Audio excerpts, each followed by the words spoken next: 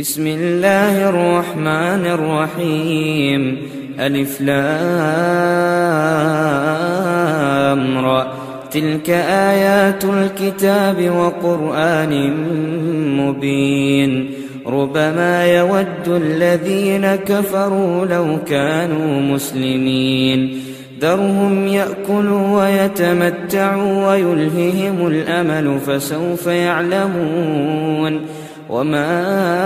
أهلكنا من قرية إلا ولها كتاب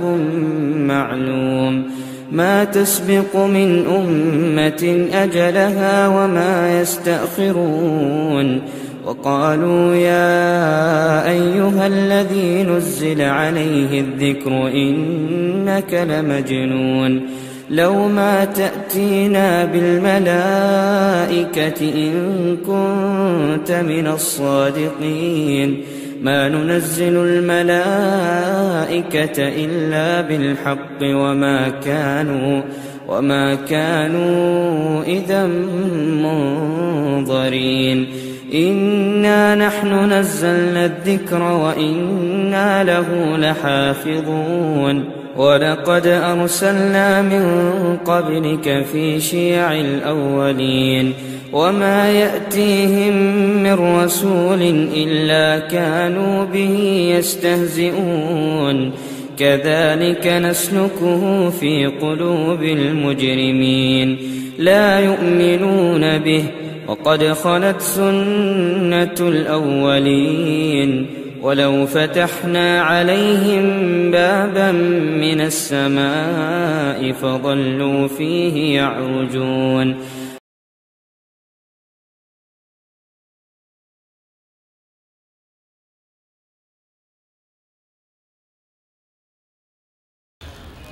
وقت کی بہت زیادہ قلت ہے، ورنہ ہم اپنے ان قائد اور رہنما کو اور سنتے۔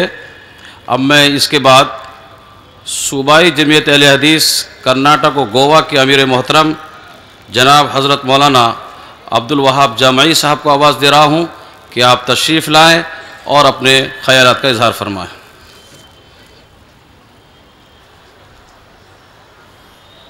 السلام علیکم ورحمۃ اللہ وبرکاتہ۔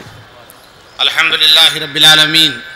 وبہ نستعین والصلاة والسلام علی سید المرسلین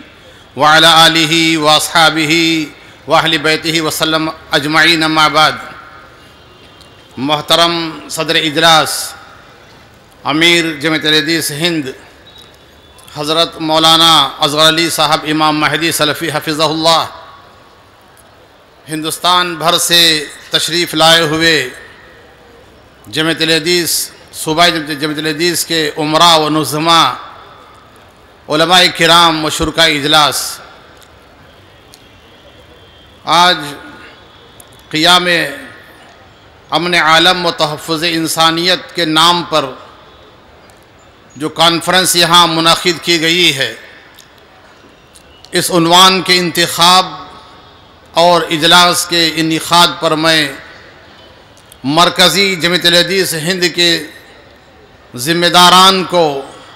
مجلس عاملہ کے ارکان کو مبارکبادی پیش کرتا ہوں اپنی جانب سے، اور پھر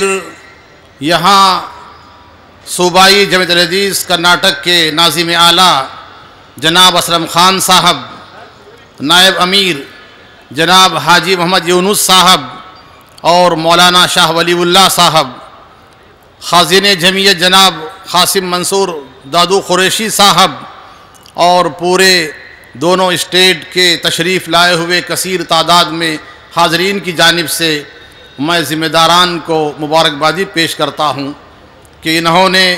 بہت صحیح وقت پر اور بہت ہی اہم عنوان پر اجلاس کا انعقاد کیا۔ اس موقع پر